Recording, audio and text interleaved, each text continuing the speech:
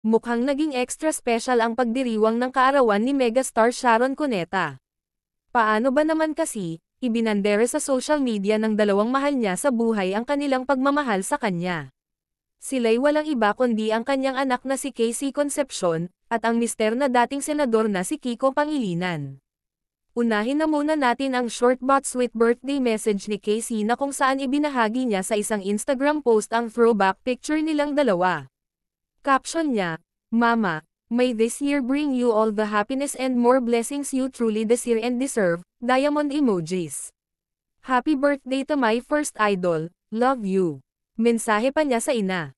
Hindi naman nagpahuli si Senador Kiko na talaga namang halos ipinagsigawan sa social media kung gaano niya kamahal si Sharon. "Happy birthday to my sweetheart, my wife, my best friend and the mother of my children, Sharon." Wika niya sa IG kalakip ang ilang pictures ng naging simple birthday celebration nilang pamilya kasama ang mga anak na sina Frankie, Neil at Miguel. Say niya sa caption, "I will always be here for you, to cheer you on, to raise you up, to be by your side and to support you always. I love you dearly, fiercely. I pray for your happiness, good health and success this 2024 and beyond," lahad niya. Ani pa ng dating senador, "In the end, love conquers all."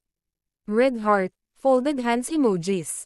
Magugunit ang naging usap-usapan sina Sharon at Kiko matapos kumalat ang mga haka-hakang mayroon silang pinagdaraan ng mag-asawa. Sunod-sunod kasi ang mga cryptic post ng batikang singer sa kanyang social media page kamakailan lang na may kaugnayan sa cheating at pagtraidor. Pero ang mga chismis patungkol sa kanila ay nilinaw na ni Sharon sa pamamagitan ng isang video na ipinost noong pagdiriwang ng bagong taon. Nabanggit ni Mega na totoong naghiwalay sila ng asawang si Kiko matapos mag-away, pero nag-usap at nagkabati na sila kaya okay na uli ang kanilang relasyon. "Nag-away kami, naghiwalay kami tapos nagbati na kami, so okay na kami, okay."